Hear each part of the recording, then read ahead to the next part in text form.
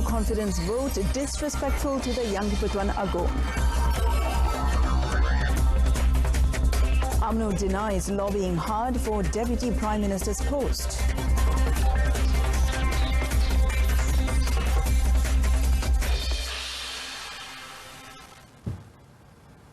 Hello and good evening. I'm Mohan Priya. Welcome to News on 2. A vote of no confidence in Parliament against Prime Minister Tan Sri Muhyiddin Yassin is akin to no confidence vote against the Yang di-Pertuan Agong. Past President Datuk Sri Abdul Hadi Awang, during a press conference in Marang, Terengganu today, said the Yang di-Pertuan Agong has helped resolve a political crisis in the country and was wise to confer with party leaders. Oleh kerana itu, mereka yang cuba balik nak ungkit, nak buat undi tak percaya pada tuanku lah. Itu tajuk penting, tak percaya pada tuanku. Tak percaya pada Agong. Terpulang rakyat untuk menilai mereka. Datuk Sri Abdul Hadi also said he is leaving it to the Prime Minister to decide on whether he is given a cabinet position. However, he said Tan Sri Muhyiddin could choose anyone senior and experienced to fill positions in his cabinet and should consider a multiracial group of appointees, even if it means appointing representatives of minority parties in Parliament such as MCA or MIC.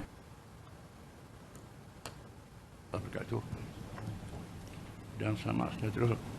Saya terbuka kepada Perdana Menteri dan tidak mewajibkan saya dipilih. Kalau saya tak dipilih pun tak apa. Saya balik jadi nelayan pun tak apa. Tak ada masalah. Saya nak bekerja untuk negara. Terbuka. Yang calonkan saya itu rakyat.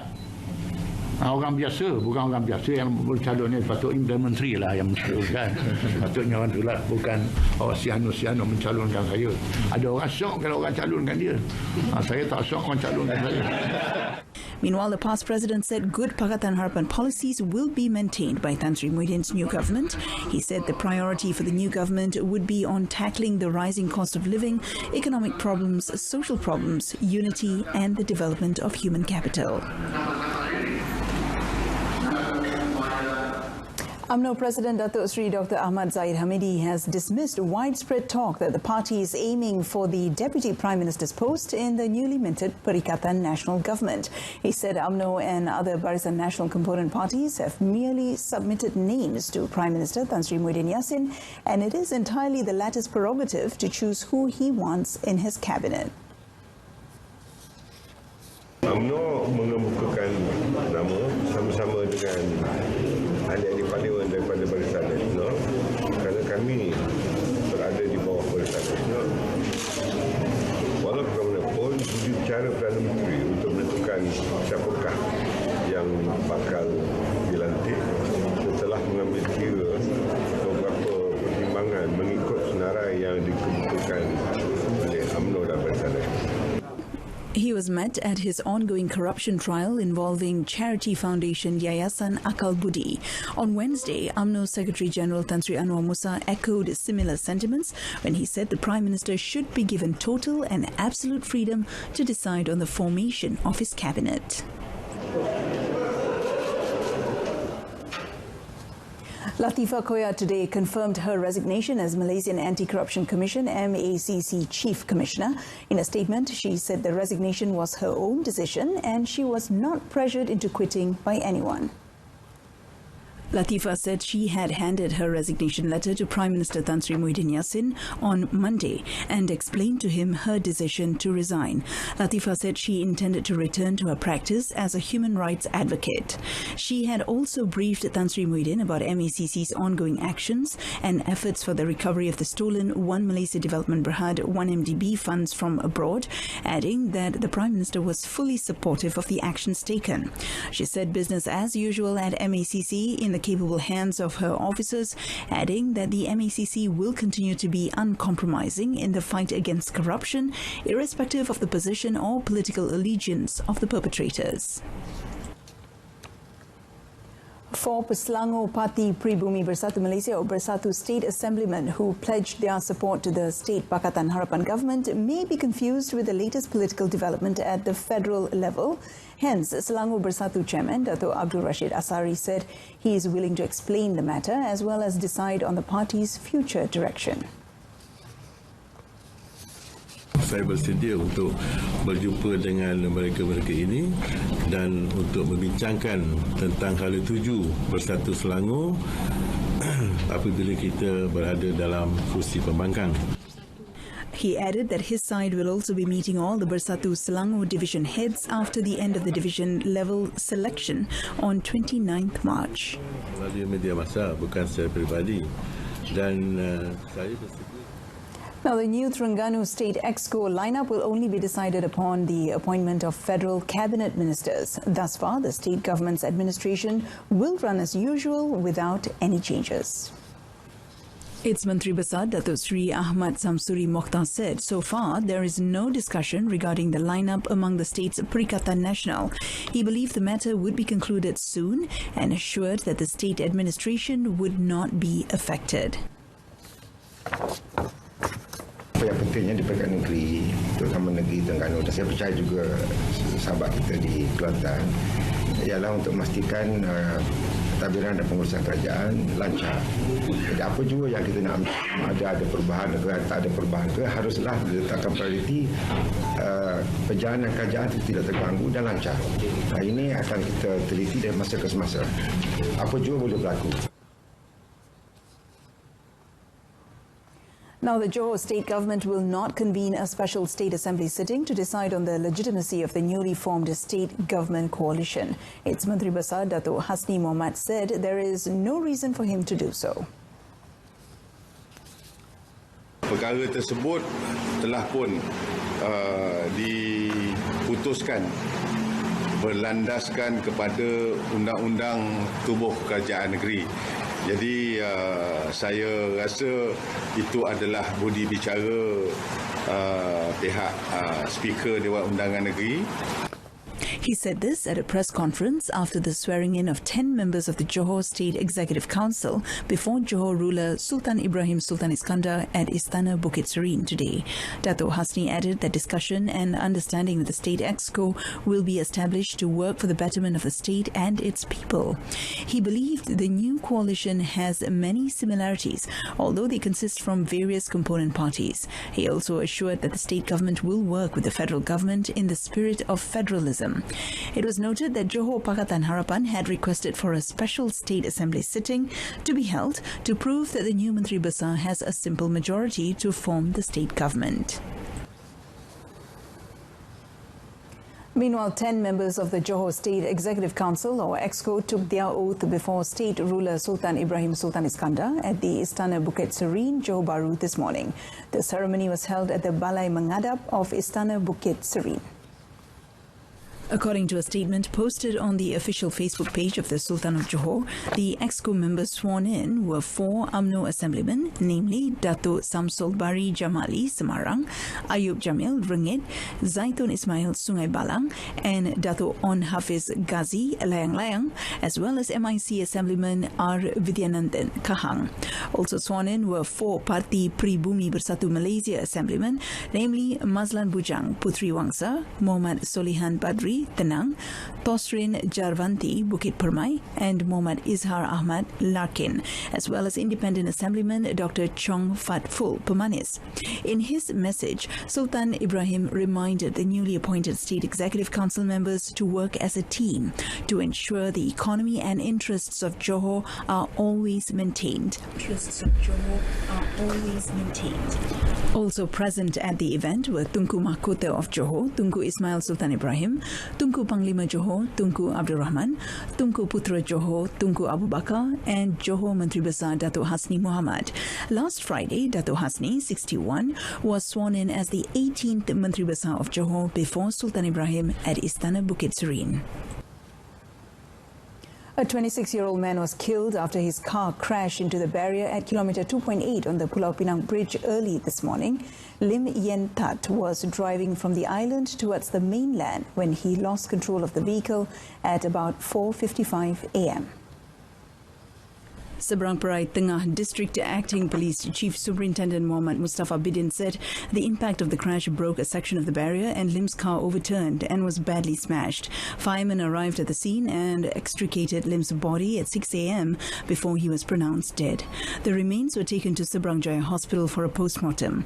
The impact of the crash broke a section of the barrier of the bridge. Police are investigating the case under Section 41, subsection 1 of the Road Transport Act 1987.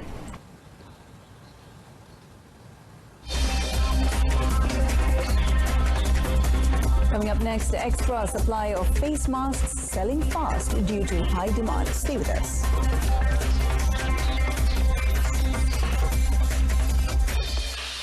Marilah bersama menghasilkan plan struktur Kuala Lumpur 2040 ke arah membentuk masa depan Kuala Lumpur. Kita rancang KL 2040, bandar untuk semua.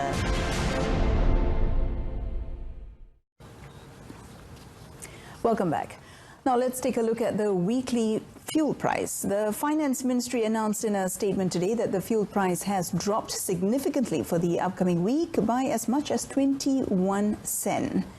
The ministry said the automatic price mechanism's estimate for fuel between 7 and 13 March has set RON 97 petrol at RM2.19 per litre, down by 21 sen from RM2.40, while the retail price of RON 95 is now set at RM1.89 per litre, down by 19 sen compared to last week.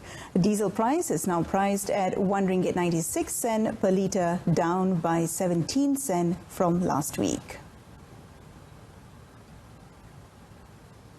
Now, the first screening test done on the officers and crew members of KD Lekyu vessel, which arrived at Kota Kinabalu base in Sabah from South Korea yesterday, came back negative of COVID-19. Now, the Western Fleet Command Headquarters in a statement said that all 150 officers and personnel were in good health. The statement said that KD Lekyu is expected to sail to Lumut base in Perak and will arrive there on Monday. It also said that a second screening will be done upon arrival at the base as a precautionary measure. The statement added that all crew members will be quarantined in the ship pending results. KD Lekyu departed from the Kota Kinabalu base on 5th February to accompany Petronas floating liquefied natural gas 2 and docked at Samsung Heavy Industries jetty in Gyeongju-do, Busan, South Korea, on 12th February, before sailing back home on 18th February. South Korea today reported 196 new cases of COVID-19, bringing the total cases in the country to 6,284 so far. 7 deaths were also reported today, bringing the tally up to 42. Now, the promised additional supply of face masks are already available in the market, but are fast flying off the shelves due to high demand. Domestic Trade and Consumer Affairs Ministry KPD and HEP Secretary General Datuk Hasnul Zamzam Ahmad said some areas would have to face a longer waiting time as more supplies were being channeled to certain areas such as Johor, where there was a lot of movement of people to and from Singapore, which is also affected by the COVID-19 outbreak. Speaking to reporters when met after a farewell function for former Minister Datuk Sri Saifuddin Nasution Ismail today, Datuk Hasnul said local manufacturers produced around 5 million pieces of 3-ply industrial and surgical masks a month, but the viral outbreak had seen demand rise by 3-folds to 15 million pieces. Memang dalam proses penghasilan lah. Because ada dia in staggered, because dia tak boleh nak hasilkan sekali in one volume. Jadi mungkin dalam seminggu tu beberapa ratus ribu, and then the next week beberapa ratus ribu, ikut kemampuan kilang-kilang lah. Setengah tu perlu menggantikan mesin, setengah tu perlu mendapat kebenaran untuk menambah shift, setengah tu perlukan tambahan pekerja dan sebagainya. There are fewer than 10 mask manufacturers in the country focusing on the production of masks for surgical and industrial use. Last month, the government had announced that shortage of 3-ply face masks would be resolved once local manufacturers increased production with an extra 400,000 pieces daily, giving its guarantee to buy the products for stockpiles.